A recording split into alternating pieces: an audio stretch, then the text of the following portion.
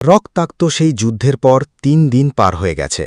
আরিয়ান যখন চোখ মেলল, সে নিজেকে আবিষ্কার করল কামারশালার একটি বিশেষ চৌবাচ্চার ভেতর। সেই চৌবাচ্চাটি সাধারণ জলে নয়, বরং কায়েনের তৈরি এক বিশেষ তরল পরিবাহী লিকুইড কন্ডাক্টর দিয়ে পূর্ণ ছিল। এটি আরিয়ানের শরীরের অতি উত্তাপকে ঠান্ডা করার জন্য কায়েন তড়িঘড়ি করে বানিয়েছিল। আরিয়ান ধীরে ধীরে উঠে বসল। তার শরীর এখন আগের চেয়ে অনেক হালকা লাগছে, কিন্তু সে যখন তার হাতটা চৌবাচ্চার কিনারায় রাখল, লোহার কিনারাটি কোনো চাপ ছাড়াই মাটির মতো বেঁকে গেল। কায়েন এক কোণে বসে কিছু একটা ঝালাই করছিল। আরিয়ানকে উঠতে দেখে সে তার চশমাটা ঠিক করে দৌড়ে এলো। আরিয়ান, নড়াচড়া করো না। তোমার শরীরের ঘনত্ব এখন এতটাই বেশি যে তুমি যদি এই মুহূর্তে মেঝেতে জোরে পা দাও তবে কামারশালার ভিত্তি ধসে যাবে। আরিয়ান তার হাতের দিকে তাকাল। তার চামড়া এখন আর ফ্যাকাশে নেই, সেখানে একটি ধাতব উজ্জ্বলতা দেখা দিচ্ছে। সে নিচু স্বরে বলল, কায়েন, আমি অনুভব করতে পারছি আমার হাড়ের ভেতর যে শূন্যতা ছিল সেখানে এখন এক ধরনের স্পন্দন হচ্ছে। এটাই কি প্রাঞ্জ? কায়েন মাথা নাড়ল। না আরিয়ান, এটা প্রাঞ্জ নয়, এটা তোমার গ্র্যাভিটি রেজোন্যান্স। প্রাঞ্জ আসে বাতাস থেকে, আর তোমার শক্তি আসছে তোমার নিজের ভরের কেন্দ্র থেকে। আমি তোমার লেভেল আবার মেপেছি, তুমি এখন লেভেল 0.5-এ আছো।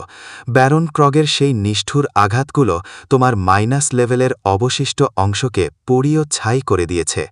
কায়েন আরিয়ানকে কামারশালার মাঝখানে নিয়ে এলো। সেখানে একটি বিশালাকার যান্ত্রিক কাঠামো দাঁড়িয়েছিল। সেটা ছিল, এটি দেখতে অনেকটা বর্মের মতো, কিন্তু তার চেয়েও অনেক বেশি জটিল। এটা কি? আরিয়ান অবাক হয়ে প্রশ্ন করল। এটা তোমার গ্র্যাভিটি রেগুলেটর এক্সোস্যুট, কায়েন গর্বের সাথে বলল। তুমি এখন লেভেল 0.5 হলেও তোমার নিজের ওজনের চাপে তুমি স্বাভাবিকভাবে চলাফেরা করতে পারবে না। এলিনা তোমাকে 200টি চাঁদের কথা বলেছিল, আর তার মধ্যে মাত্র 10টি চাঁদ অতিবাহিত হয়েছে। বাকি 190টি চাঁদ তোমাকে সাধারণ মানুষের মতো ভিড়ের মাঝে মিশে থেকে প্রশিক্ষণ নিতে হবে। এই স্যুটটি তোমার শরীরের ওজনের চারপাশের মাটির ওপর সমানভাবে ছড়িয়ে দেবে, ফলে তুমি যেখানেই পা রাখবে সেখানে গর্ত হবে না।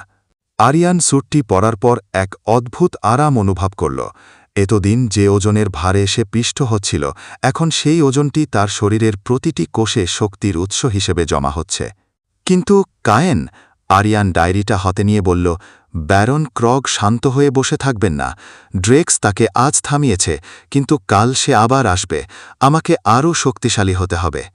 কায়েন গম্ভীর হয়ে গেল। সেজন্যই তোমাকে এবার গ্রাম ছাড়তে হবে। এলিনার ডায়েরির শেষ পাতায় একটি জায়গার মানচিত্র দেওয়া আছে। The valley of heavy mist, ভারী কুয়াশার উপত্যকা। সেখানকার মাধ্যাকর্ষণ আমাদের এই গ্রামের চেয়ে 10 গুণ বেশি। তুমি যদি সেখানে লেভেল 1-এ পৌঁছাতে পারো, তবে এই পৃথিবীর সাধারণ লেভেল 10-এর যোদ্ধাও তোমার সামনে দাঁড়াতে পারবে না। আরিয়ান কামারশালার জানলা দিয়ে আকাশের দিকে তাকাল। এলিনা এখন একাডেমির সেই বিলাসবহুল কারাগারে মাস্টারের অধীনে কঠোর পরিশ্রমে লিপ্ত। আরিয়ান জানে তাকে কেবল শক্তিশালী হলে চলবে না, তাকে হতে হবে অপ্রতিরোধ্য। সেদিন রাতেই আরিয়ান তার কালচে নীল তলোয়ারটি পিঠে বেঁধে নিল। সে আর কায়েন মিলে অন্ধকার থাকতেই গ্রাম ছাড়ার সিদ্ধান্ত নিল। আরিয়ান যাওয়ার আগে তার সেই ধসে পড়া 6 ফুট গর্তের দিকে একবার তাকাল।